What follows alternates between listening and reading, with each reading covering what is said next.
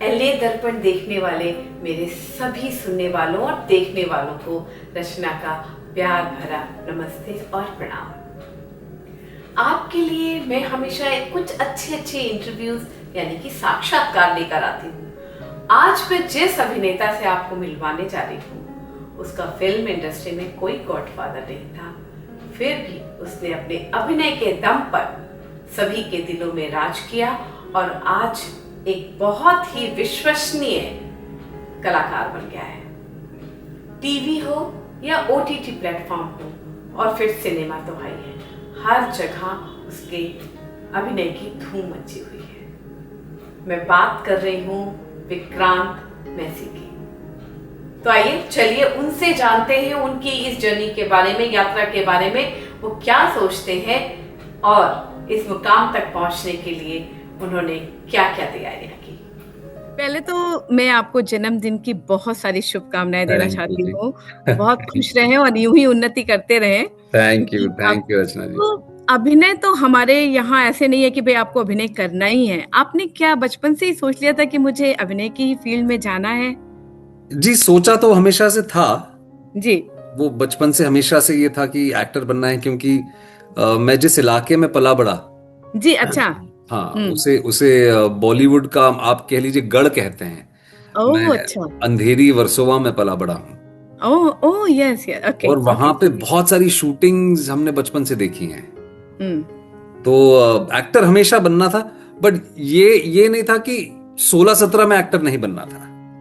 अच्छा। मेरा सपना था कि मैं ग्रेजुएशन करूं, फिर एनएसडी जाऊं, क्योंकि जिन एक्टरों के बारे में मतलब घर पे भी जिक्र होता था। मेरी मदर थोड़ी आर्टिस्टिक लीनिंग, एक आर्टिस्टिक लीनिंग उनकी हमेशा रही है। वो मुंबई की होके, सिखनी होके, अपने घर में पंजाबी बोल के वो सत्यजीत रे की नॉन ट्रांसलेटेड फिल्म्स बांग्ला में देखती थी। क्या बात है, वाह। हाँ, तो वो बांग्ला पूरी समझती हैं। तो वो उनका आर्ट सिनेमा की तरफ उनका बहुत पहले से रुझान था। तो जिन जिन एक्टरों का जिक्र घर में होता था, जब बड़े होते हुए हमने सुना था, तो वो सारे एनएसडी के थे। ओह, अच्छा। चाहे वो नसीर साहब हों, चाहे वो मतलब मेरे दौर की अगर बात करें, इरफान साहब को हमने देखा है, जी हम के बड़े हुए हैं। जी तो वो प्लान ये था कि एनएसडी जाएंगे, कुछ करेंगे, फिर उसके बाद 24-25 में अभिनय करेंगे, अभिनय ही करेंगे। जी जी जी। बट 16 की उम्र में शुरू करना पड़ा। हाइंडसाइट में जब पीछे मुड़ के देखते हैं तो एक तरह से अच्छा ही हुआ कि जब तक 25 की उम्र तक पहुंचे तो 8-10 साल का अनुभव हो गया था। जी जी जी तो जी ऑन जी। ग्राउंड अनुभव अलग होता है। तो आई एम रियली ग्लैड कि ऊपर वाले ने ये दिशा हमारे लिए पहले से तय करके रखी। जी, बहुत सुंदर बात, बहुत सुंदर बात। तो आपने टीवी में काम किया, फिर आपको आपकी लुटेरा पहली फिल्म थी जिससे जी। आपने बॉलीवुड में कदम रखा। वो फिल्म कैसे मिली? उसका कुछ अगर आप कुछ बात बताना चाहें। अह, वो फिल्म एक्चुअली ऑडिशन के जरिए मिली। अच्छा। उस फिल्म के जो कास्टिंग डायरेक्टर थे अतुल मोंगिया, हम्म। उन्होंने मेरे कुछ टीवी सीरियल्स उनके घर पे शायद उनकी मम्मी देखती थी। ओह। तो बालिका वधू भी उनकी मदर ने शायद देखा था। बाबा एसोवर ढूंढो एक टीवी शो में उस वक्त कर रहा था। तो वो टीवी शो, आई थिंक उस टाइम पे वही टीवी शो मेरा ऑनर था, और उसके जरिए मुझे ऑडिशन पे बुलाया गया और मुझे ऑडिशन क्रैक करना पड़ा। क्या बात है। जी जी। उसमें कोई दो राय नहीं है। आपका अभिनय इतना, कहते हैं ना, ग्राउंड टू अर्थ है, सतह से जुड़ा हुआ है कि हर इंसान आपसे जुड़ जाता है जो भी आपके किरदार को देखता है। तो आप सोच लीजिए, मेरी बिटिया भी इतनी बड़ी फैन हुआ यूएस में रहने के बाद, तो फिर आप सोच लीजिए कि आप कितना लोग आपको प्यार करते हैं। Thank you. नहीं, आपने ये आपका जी बड़प्पन है, ये आपका प्यार है। और कई बार विश्वास नहीं होता है जब जब लोग ऐसा कहते हैं, क्योंकि मैं बहुत ज्यादा सोशल मीडिया पे रहता नहीं हूँ। जी मैं बहुत ज्यादा बाहर भी रहता नहीं हूँ। मैं काम करता हूँ, घर जाता हूँ। और तो जब ये चीजें सुनने मिलती हैं दोस्तों के जरिए, या आप जैसे दोस्तों के जरिए, तो बहुत अच्छा लगता है। Thank you. जी जी, बिल्कुल। तो आपने ओटीटी में काम किया, आपने टीवी पे काम किया, आपने फिल्म में काम किया। आपको इन तीनों माध्यम में कहाँ लगता है कि एक आर्टिस्ट को बहुत फ्रीडम मिलती है अपने अभिनय को दर्शाने के लिए? देखिए, टेलीविजन बहुत चैलेंजिंग है। अच्छा। वहां पे टाइमलाइंस जो हैं वो बहुत ही डोमिनेंट रहती हैं। जी क्योंकि आप ये समझ लीजिए कि अगर आपको Monday to Friday 20 minute 22 minute के एपिसोड बनाने हैं, जी। तो आप लगभग समझ लीजिए कि आप 100 मिनट की फिल्म हर हफ्ते बना रहे हैं। ओह। तो ये एक सिंपल आंकड़े हैं, कन्वर्जन है सीधा उसका। जी जी जी जी। सिनेमा के अपने एक एक मजे हैं। सिनेमा बड़े पर्दे पे मतलब वो टेक्निकल भी है बहुत। वहाँ पे साउंड का, वहाँ पे लेंसिंग का, वहाँ पे बहुत सारी चीज़ों का एक अलग अलग ही एक तरीका है काम करने का। अलग ही दुनिया है वहाँ। अलग ही दुनिया है। और ओटीटी जो है वो भी एक अलग दुनिया है। जी ओटीटी में एक थोड़ा लॉन्गर फॉर्मेट आप कह सकते हैं। जी ओटीटी में आप लगभग 2.5-3 फिल्में बनाते हैं। अगर आप एक 10 एपिसोड की अगर एक सीरीज बना रहे हैं, जी। तो आपको वो किरदार को सींचने का, उसको प्रॉपर तरीके से उसको डेवलप करने का मौका मिलता है। तो सब सारे माध्यम के एक अलग अलग तरीके हैं। अलग अलग सबके प्रोज एंड कॉन्स हैं। जी जी क्योंकि मैंने सारे मीडियम्स किए हुए हैं, तो मेरा ये कोई फेवरेट नहीं है कि मैं ये प्रेफर करता हूँ। जी। अडेप्टेबल होना बहुत जरूरी है। हम एक्टरों को भी, ऑफ कोर्स। टेक्नीशियंस को, सबको अडेप्ट करना होता है। तो जो जैसा मीडियम हो उस हिसाब से अडेप्ट करके काम करना पसंद है। Very nice, very nice. Chhapaak एक बहुत ही संवेदनशील फिल्म है, तो जो मुझे बहुत पसंद है। उसका आप एक महत्वपूर्ण आपका एक महत्वपूर्ण हिस्सा है उसमें। क्या कहना चाहेंगे? आपका क्या अनुभव रहा, या कोई ऐसी घटना या कुछ ऐसी बात जो आप हमारे साथ शेयर करना चाहें? देखिए, बहुत ही चैलेंजिंग फिल्म थी वो। जी किस जी विषय पे थी वो सभी जानते हैं। जी कई बार हमारे वो जो पर्दे हमारे लगे रहते हैं, उस प्रिविलेज से जब हम बाहर निकलते हैं तो कहीं ना कहीं इस चीज का एहसास होता है कि दुनिया में कितना संघर्ष करते हैं लोग। जी जी आज भी मैं जब क्राई के साथ जुड़ा हूं, जी जो संघर्ष भारत के गांव में बैठे हुए जो बच्चे कर रहे हैं, जी। वो हम सोच भी नहीं सकते। सही बात है। तो जब छपाक की हम तैयारी कर रहे थे और लक्ष्मी अग्रवाल जी की जो कहानी हमने बताने की कोशिश की थी, और अमोल जी का जो किरदार मैंने निभाया था, तो एसिड अटैक सर्वाइवर्स जो हैं, जिनके चेहरे पे या शरीर पे तेजाब फेंक के उनकी जिंदगी लगभग बर्बाद करने की इच्छा जो कल्प्रिट्स ने रखी है, जी वो वैसे तो सबसे पहले तो ये बता दूं, वो कामयाब नहीं हो पाए हैं। वो बहुत ही खुशदिल लोग हैं। आज they have overcome all of those challenges. जी चैलेंजेस हैं, आज भी हैं, पर वो एक जज्बा है उनमें, और वो जज्बा शायद हम में भी नहीं है। तो पहले तो मैं ये चीज स्पष्ट कर दूं। जी दूसरी चीज ये कि जब उन लोगों से मुलाकात हुई, वो एसिड अटैक सर्वाइवर्स के साथ जब समय बिताने का मौका मिला, तो एक एक चीज का भी ये एहसास हुआ कि किस तरह से लोग दूसरे लोगों की जिंदगियां खराब कर देते हैं। वो 2 मिनट के गुस्से में या नाराजगी में। जी और हमारा क्रिमिनल जस्टिस सिस्टम भी थोड़ा सख्त हो, ये भी इस चीज की एक उम्मीद थी हमें कि जब हमने वो फिल्म की, और हुआ भी है, काफी बदलाव आए भी हैं, जी जी ऐसा जी नहीं है। हाल ही में आपने देखा होगा कि मद्रास हाईकोर्ट ने जो वर्डिक्ट दिया है 9 पुलिस वालों को, उन्होंने जी जी फांसी की सजा दी है। जी तो जी जी ये क्रिमिनल जस्टिस सिस्टम भी बदला है। तो मैंने हमेशा कहा है कि स्टोरी टेलिंग एक बहुत ही पावरफुल मीडियम है। यस। स्टोरी टेलिंग के जरिए समाज में बहुत बदलाव लाए लाए जा सकते हैं। तो छपाक के दौरान बहुत मतलब चैलेंजिंग फिल्म थी। वो कहानी कहना भी जरूरी था, जी और उनकी उनकी दुनिया को भी बाहर लोगों तक लाना बहुत जरूरी था। तो I am really proud of that film. जी बिल्कुल, हम सब आपके अभिनय से वैसे ही इतने प्रभावित हैं, और आप ऐसी चैलेंजिंग फिल्म कर देते हैं, हम लोग की तो कहते हैं ना कि चक्षु खुल जाते हैं। वाह, thank you, thank you, thank you. Mirzapur में आपका जो बबलू पंडित का किरदार था, जी वो भी बड़ा ही सबने बहुत पसंद किया, बहुत लोकप्रिय हुआ। तो जी। उसके लिए क्या आपने कुछ स्पेशल तैयारी की थी? क्या मतलब कैसे रहा था वो? नहीं, मतलब वो लहजे की तैयारी तो करनी थी, क्योंकि आप लोग जो जी हैं बड़े बड़े, आपके चक्षु खुल जाते हैं, आप लोग बहुत बारीकी से देखते हैं सारी चीजें। तो वो लहजे की तैयारी तो हमने की थी। एक हाव जी भाव होता है। देखिए, जो उत्तर प्रदेश है वो मात्र एक ही सब ऐसा प्रदेश है पूरे भारत में जो बहुत ही यूनिक है। सबकी अपनी अपनी खासियत है, लेकिन यूपी के साथ मेरा खुद का एक, एक्चुअली देखा जाए तो बहुत ही पर्सनल लगाव भी है। जी जी। बहुत घूमा हूं मैं सिर्फ अच्छा। लखनऊ, और हाँ अच्छा। हाँ, बहुत बहुत घूमा हूं मैं। तो लहजे की तैयारी की थी। और वो जी देखिए वो भी कहीं ना कहीं जो है ना, वो एक ऐसे दौर की बात कर रहा था मिर्जापुर की, वहां जहाँ पे क्राइम था, जहाँ जी पे एक रिलेटेबिलिटी लानी बहुत जरूरी थी। जी तो थोड़ी बहुत तैयारी तो सभी करते हैं, हर फिल्म या हर हर कहानी के लिए तैयारी तो लगती है। जी जी जी, of course of course. 12th fail, जी। क्या आपको लगता है कि ये ही वो मुकाम था जिसके लिए आप अभिनय के लिए आए, अभिनय करने के लिए आए थे, टर्निंग पॉइंट ऑफ योर अभिनय का, करियर का? जी बिल्कुल बिल्कुल। पर मैं ये नहीं कहूंगा कि सिर्फ वही, क्योंकि जी जी आमतौर पे भी मुझे लोग ये सवाल पूछते हैं। जी। देखिए मेरे 21 साल की जर्नी में वो हर एक किरदार मेरे लिए अहम रहा है, क्योंकि अगर वो नहीं होता तो उसका अगला और नहीं मिलता। जी तो वो बिल्कुल। डोमिनो इफेक्ट जो है, ओह, मैंने एकदम अगर सही बात है। मैंने अगर बालिका वधू नहीं किया होता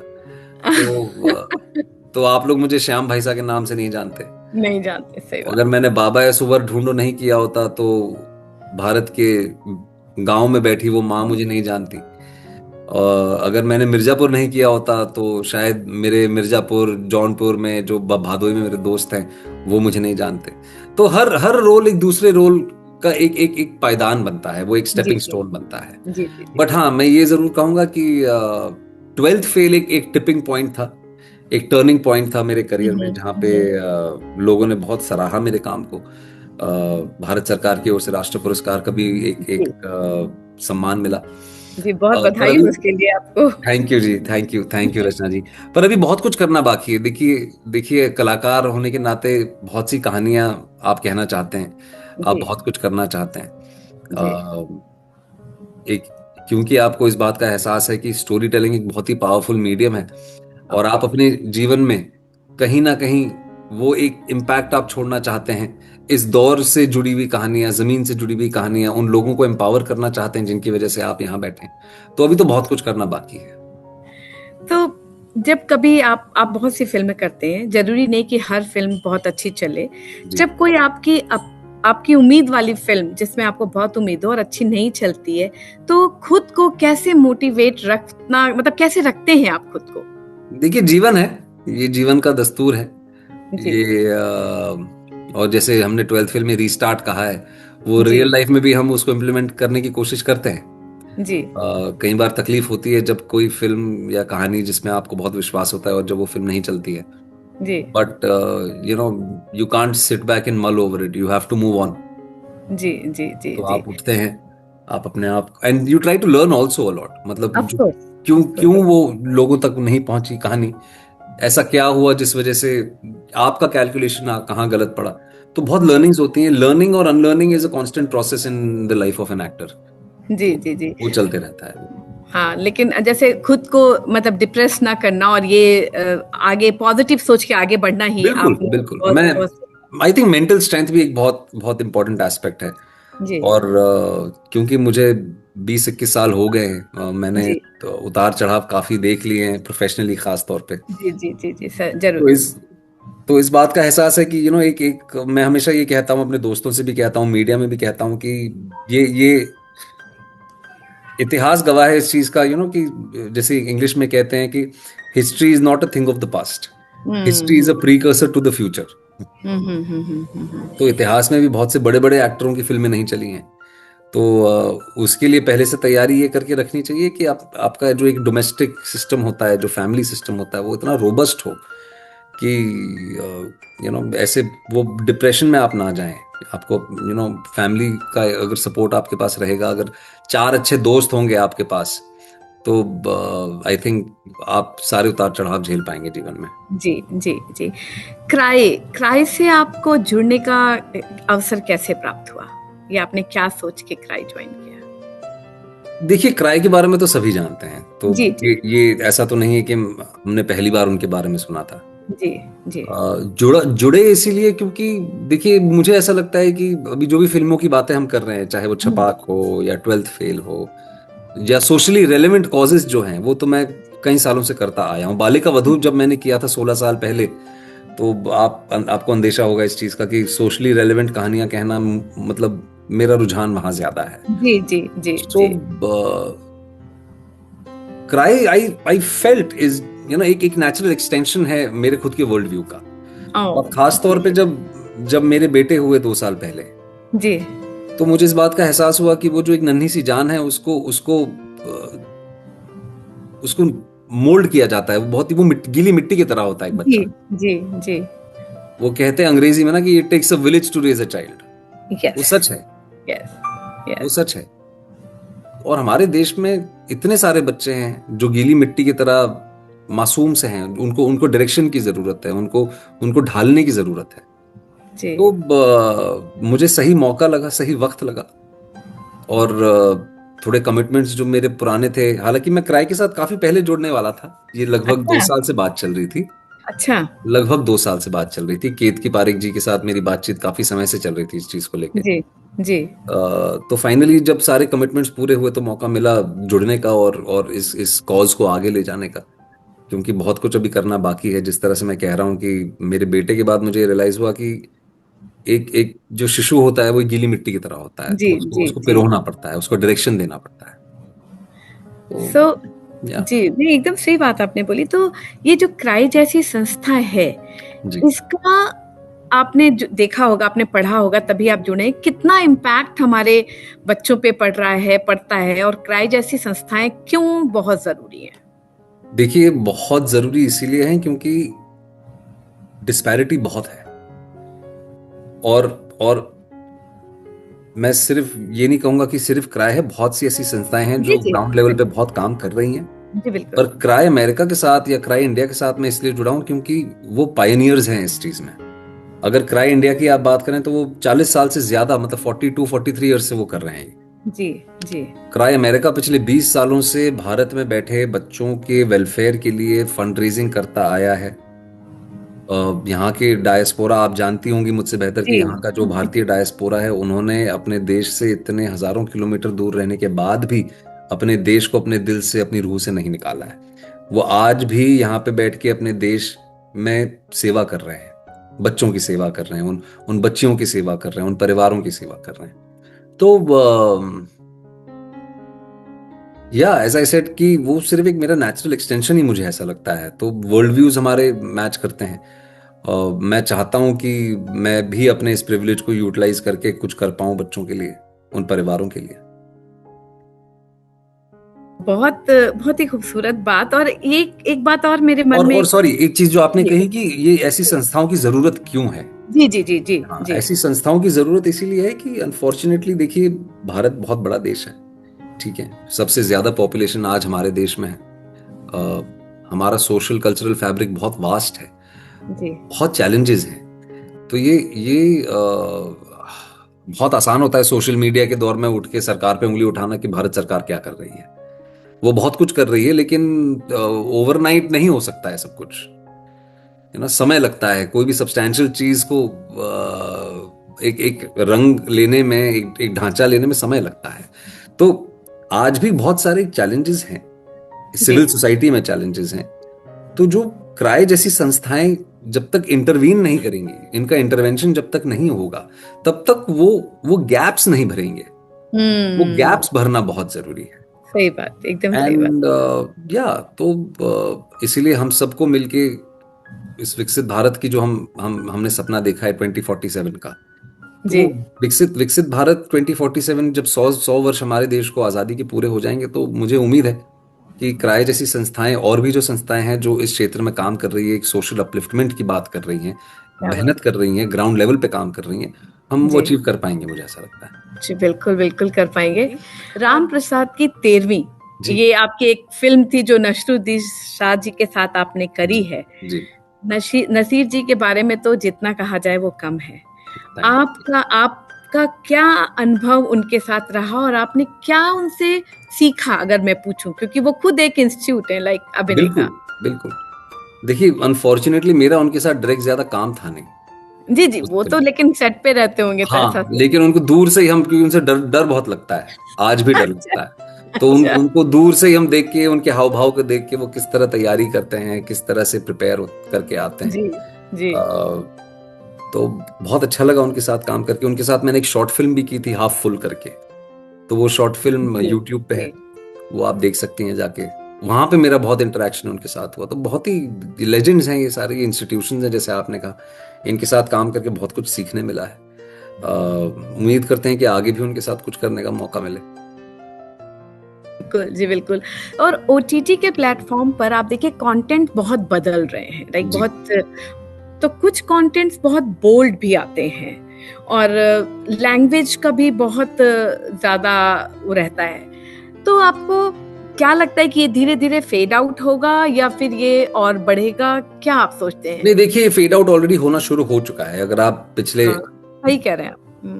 पिछले 5 साल के पहले के शोज या फिल्में और 5 साल के बाद के शोज अगर आप देखेंगे तो उसमें एक अंतर आया है।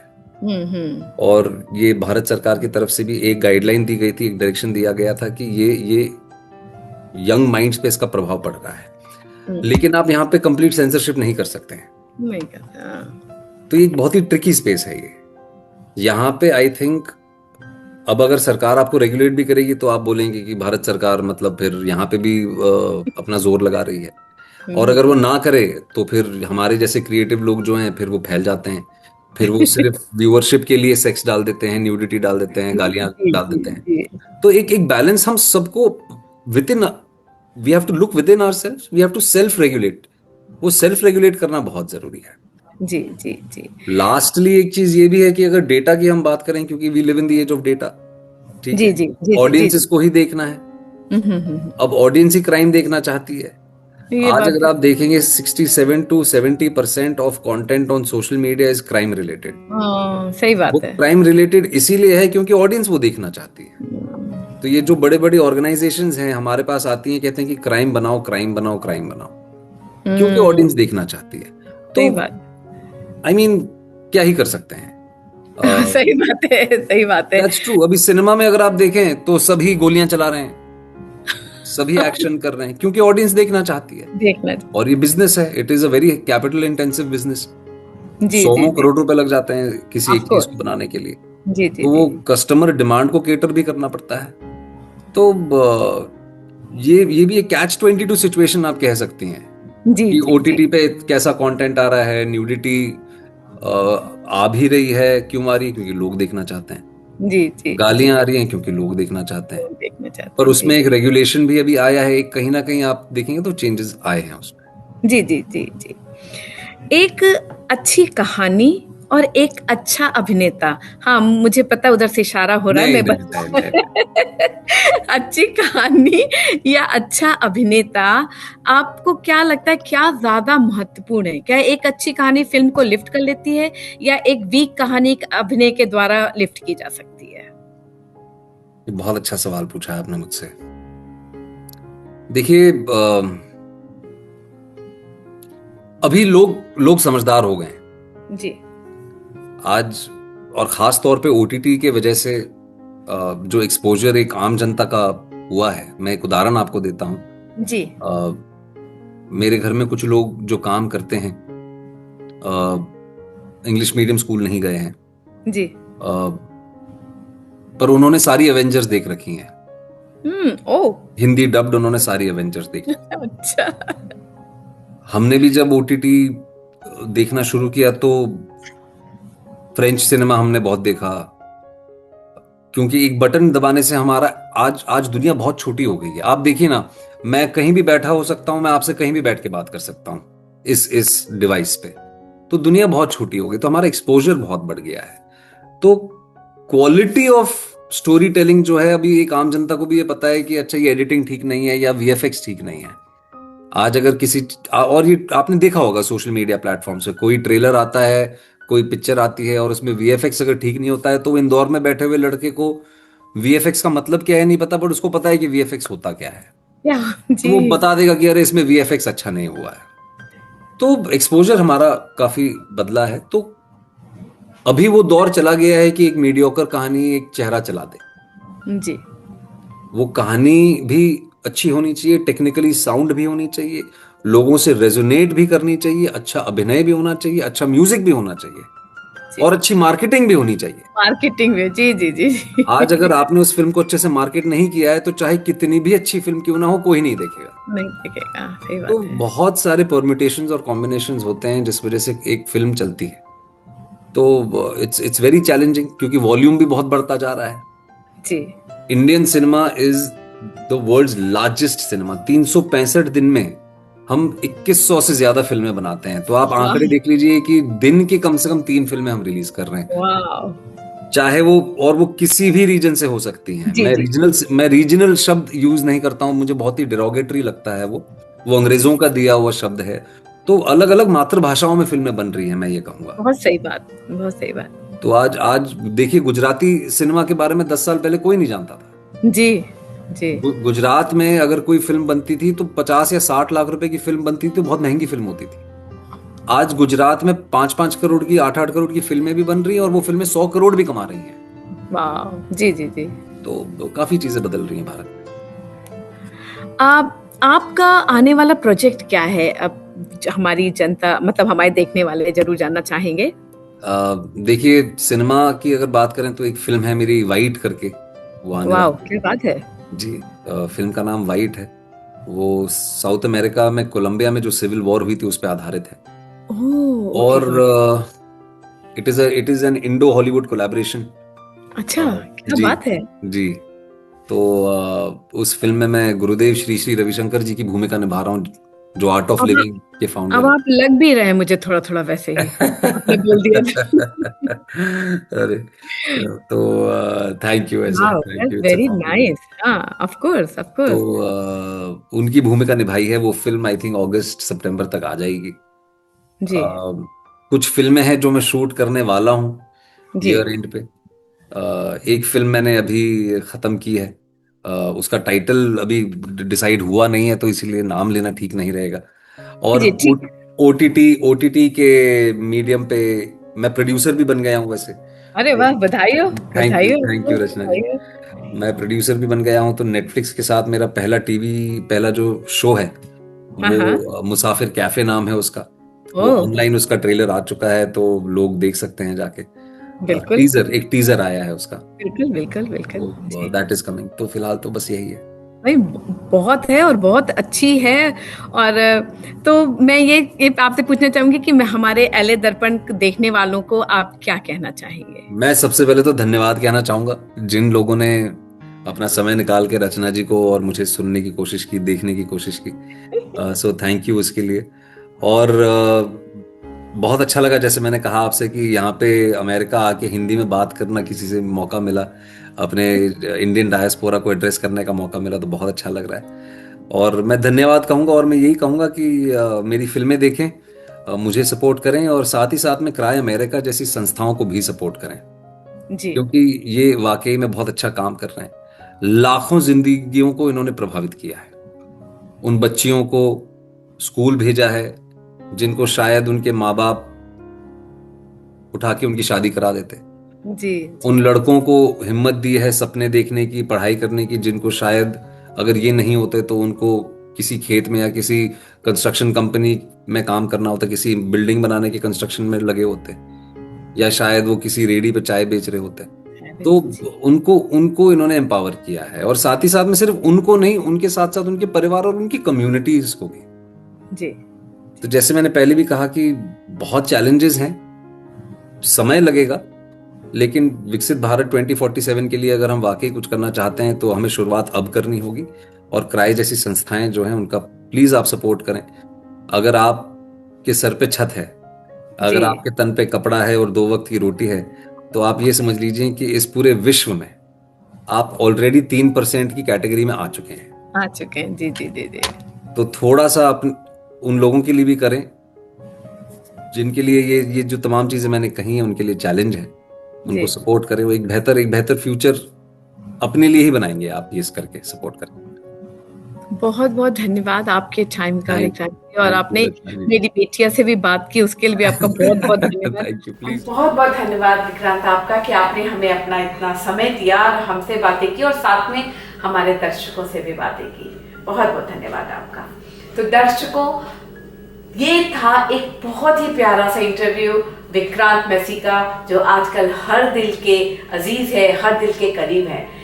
इसी तरह से फिर एक और कोई नया इंटरव्यू लेकर के आपके सामने हाजिर होंगी रचना से रूबरू में। तब तक के लिए नमस्ते, प्रणाम।